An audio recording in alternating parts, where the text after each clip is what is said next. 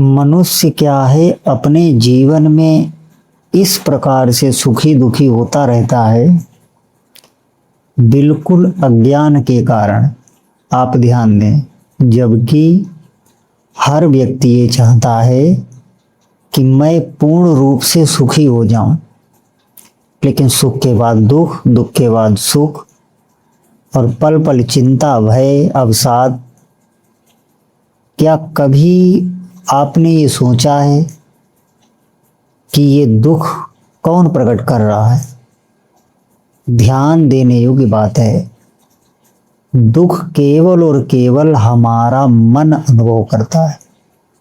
आप ध्यान दें, जो अज्ञान में जी रहे हैं, जो भगवान के नाम जप से विमुख हैं, जिन्हें पता ही नहीं है कि भगवान नाम की क्या सामर्थ्य है, कितना बुद्धि में विवेक आ जाता है, जो ऐसे मनुष्य हैं, आप देखेंगे वो छोटी छोटी बातों पर दुखी होते रहते हैं। अपने ही चिंतन से वो दुखी, और पूरे जीवन वो ऐसा समझते हैं कि हमारा जीवन बहुत दुखमय है। लेकिन आप ध्यान दें, अगर आप भगवान नाम जप कर रहे हैं तो इसी मन के दुखों को बुद्धि काट देती है। ऐसा विवेक उत्पन्न हो जाता है बुद्धि में कि ज्यों ही मन कोई दुख प्रकट करेगा, शीघ्र ही बुद्धि काट देगी। और ऐसा भी नहीं है कि केवल एक काल्पनिक काट देगी, भीतर से, हृदय से शीतलता भी तुरंत ही आपको अनुभव में आएगी। जैसे कोई साधक बहुत धूप में चल रहा है, बहुत तेज धूप है और प्रचंड धूप है, प्रचंड गर्मी है, और उसके मन में एक अचानक से ख्याल आता है भय का कि देखिए इतनी धूप है, इतनी धूप में हमें चलना पड़ रहा है, कहीं मैं बीमार पड़ गया तो, कहीं हमारे शरीर में पानी की कमी हो गई तो, कोई भी तो दिख नहीं रहा, मैं अकेला ही चल रहा हूँ। तुरंत ही वो भयभीत हो जाता है और भय आते ही वो भय में चलने लगता है। ध्यान देने योग्य बात है। लेकिन अगर उसकी बुद्धि पवित्र है, वो भजन करता है, तो तुरंत ही उसकी बुद्धि उस भय को नकारने लगती है और कहती है कि देखो, किसान तो भी इस धूप में कार्य कर रहा है, मजदूर भी तो इस धूप में कार्य कर रहा है, जब उनको कुछ नहीं हो रहा, जबकि वो धूप में श्रम कर रहे हैं। ये केवल मन का ही भय है।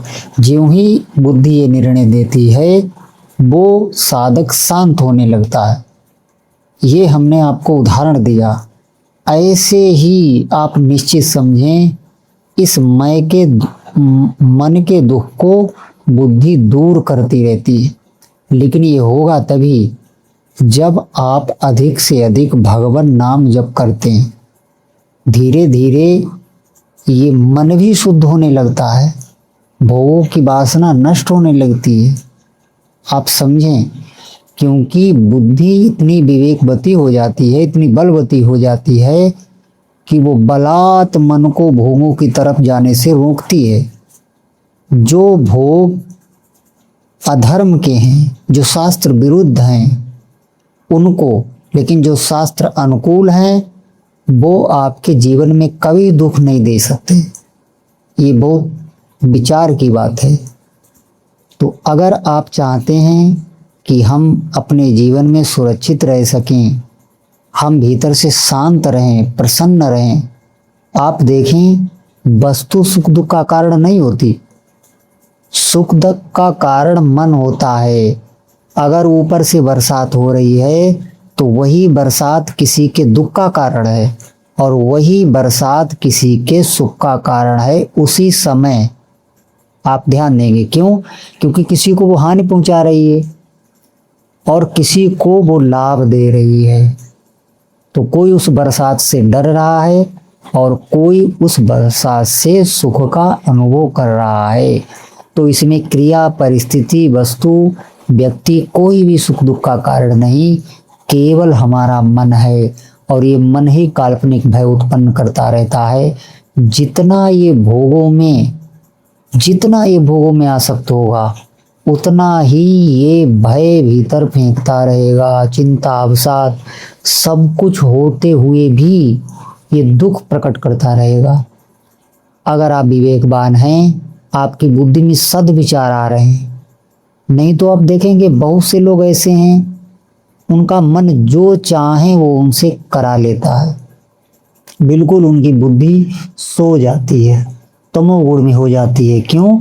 क्योंकि भजन जीवन में किया ही नहीं, भगवान से विमुख रहे, भोगों में आसक्त रहे, यही उनका जीवन है।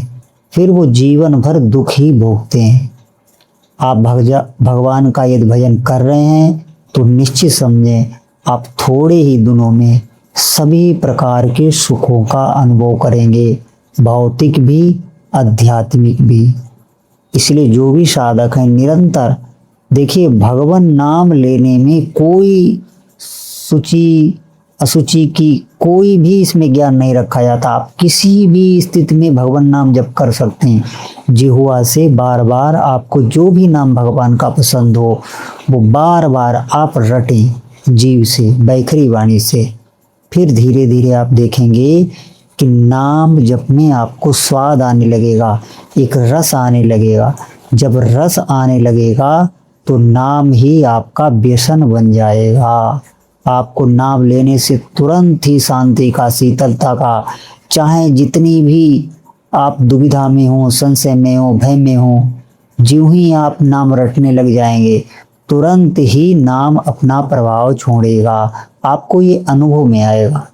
इसलिए जो भी साधक हैं वो अधिक से अधिक भगवान के नाम का जप करें।